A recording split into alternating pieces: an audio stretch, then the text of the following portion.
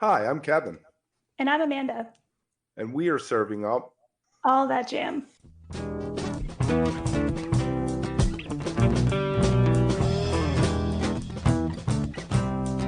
All That Jam, Quick Hit. Getting to know Armchair Boogie. All right. I'm joined today by Ben Majeska from Armchair Boogie. How are we doing today? Doing good, man. Just kind of got back from Colorado tour not too long ago, so it's been nice to be home for a little bit and do some laundry and clean the house and practice a little bit rather than being on stage. Right, I hear you. So is the band the same as it Augie, Eli, and Dan are with you? We did have a previous drummer named Dan Waterman, and he was replaced in I think 2017 by our drummer now Denzel Connor. So yeah, that's the four though. Me and then on acoustic guitar and Augie on banjo, Eli's on electric bass, and Denzel on the drum kit. Very nice. Now, when you guys started, did you always have the drum and electric bass, or? Well, basically, it's kind of a weird thing. I think around 2014 is when Augie and I met, and we were kind of, I guess you could say, the founders of the band. We even played a handful of shows as Armchair Boogie, but we were just a duo. But it really wasn't too long until we decided just to add a little bit more kick to everything. The longer version, I mean, there's a real long version, but a slightly shorter, quick version is that Augie and Eli were in like an indie rock band in college, and that band ended up kind of breaking up as Armchair Boogie was forming, or a couple shows in. So when that happened, we ended up taking uh, the bass player and the drummer Dan at the time. We added them into our band because their band is breaking up. We're like, well, how about you come play bass and drums and this bluegrass thing? Because we're so early on, we don't really know where we're totally doing yet, and it felt like it'd be nice to have a little bit more of a rhythm section. Do you feel like they brought an indie influence in, or was it more just a foundation, a more rock bottom to the Yeah, band? I'd say it was more of like, yeah, everyone in the band is really diverse in the music we like. So even though, like, Augie and I obviously love bluegrass, I have a whole like history of funk music and rock music. But when Eli and Dan joined, even though they're coming from an indie band, they were very much just into all sorts of music. Eli's a big country fan. And I would say that they weren't as into bluegrass, and maybe just like didn't know as much about it, right? And a lot of us were learning as we went about it. I knew I liked bluegrass, but I was mostly an electric guitar player until I found out Augie played the banjo. I was like, well, I guess I should strum a little faster on my acoustic kind of thing. And Right. even that, it's if I hear those recordings back, I'm glad I've practiced a lot more of the actual bluegrass style since then. Right. Are you a flat picker or a finger picker? I'm a flat picker, man, and funny you should ask. So I've been playing for about 22 years, and only like last week did I really really take a stab at Deep River Blues by Doc Watson. I've been and I tell you, it's kind of funny to feel like a novice on an instrument you've been playing for over a couple of decades, but it's a great challenge, and it's definitely rewarding when you get the fingers all coordinated in the right hand. But mostly a flat picker for sure. That's what I excel at. So. I have a tape somewhere. Remember tapes? Of Doc Watson and Tony Rice doing a guitar workshop at Merlefest one year, probably 92, maybe 90. And over half of it's them just joking and talking, but they're talking about how to flat pick. And my favorite line is Doc Watson says, Tony knows how to pick the snot out of that thing. Yeah, that's awesome, man. They're both witty guys too, so I'm sure it's entertaining as it is informative, and that's cool, man. We had the chance to play Merlefest, I think, in 2021 or something, but that's a real fine festival they got down there. Yeah, that is. So in 2014, what was the scene like with bluegrass bands? I guess Yonder Mountain was around. Had Green Sky gotten together yet? Yeah, for sure. I think for sure Yonder was what I'd call the kingpin. And my first shows, like, I mentioned that I liked bluegrass, but I didn't really know how to play it. I was going to Yonder shows as early as 2009 when I was like a freshman in high school. Okay. And just loved the vibe, loved the community. Had no idea, such a thing really existed until I got immersed in it. But yeah, Yonder was a kingpin. I would say back then, and leftover for sure was running Right, around right, and yeah. How big can we influence. forget them?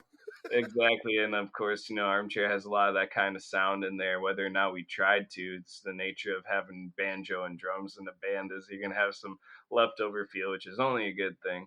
Yeah. Um, but yeah, that's kind of how I recall it. Railroad Earth at the time too. I was going to some railroad shows, and but yeah, the big thing for us is we formed in Central Wisconsin, going to college there, and Horseshoes and Hand Grenades was a band that was already, as I was entering college, they were all probably just fresh out of college, but still in Stevens Point, that city where we went to college, and they were doing touring heavy. They were playing big shows, and when we even had the idea of becoming a band, it was nice to have a real life example right there in the city you're forming. Like, hey, it can be done if you got Right. the talent and the drive for it.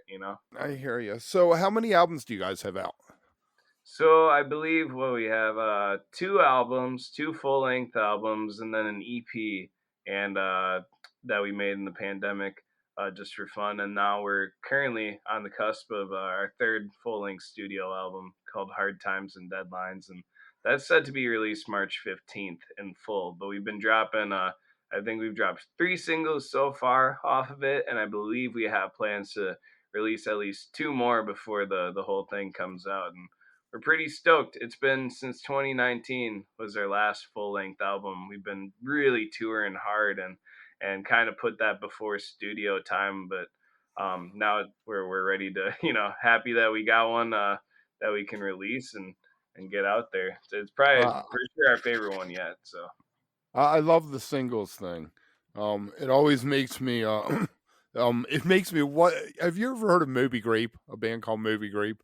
no, They were a San Francisco band, and you've never heard of them, even though they probably could have been the biggest band out of San Francisco, LA, California in that time. Their record company got the bright idea to release 6 or 7 singles at once. So wow, nobody knew what to buy, and they tanked. The guy Skip Spence was in the band, who was in the Airplane at one time, and he left the okay. Airplane to form this band. But on the other side of that, there's Jim Cotta. Do you know them? Mm-mm. They're like a Jamtronica kind of thing. And Okay. over quarantine, they recorded an album and they released one single a month. And then they released the whole album on the 11th month, and they got a whole year's worth of social media once a month out of it. So I love that idea that you guys are doing that. Yeah, man, that's sweet. I mean, it's such it really is. You get the bang for your buck by slowly dropping it, building that excitement rather than being like, hey, new album next month, and it works real well, and we got a nice publicist on it and everything. So All it's right. been fun to watch the numbers pop up and everything with each drop. All right. So when are you on the road again? Think around the 22nd of February, we go on our third Kitchen Dwellers support run. So we've been doing one of those a month, which has been pretty wild and really fun. But we're going out to like Eugene and Bend and Portland and Seattle and Bellingham. And then I believe we also have a Bozeman date the following week, where they're doing like an album release show and we're supporting them. So we've been doing about one Kitchen Dwellers tour a month, and actually that Bozeman show will lead into Winter Wondergrass on Steamboat Springs for our first time there. So busy end of February and start to March, but all with like the pristine gigs you want. You're guaranteed big crowds out there with Kitchen Dwellers, and they're such an amazing group of friends of ours, and a shining example of what we want to be in hopefully years that are closer than further away.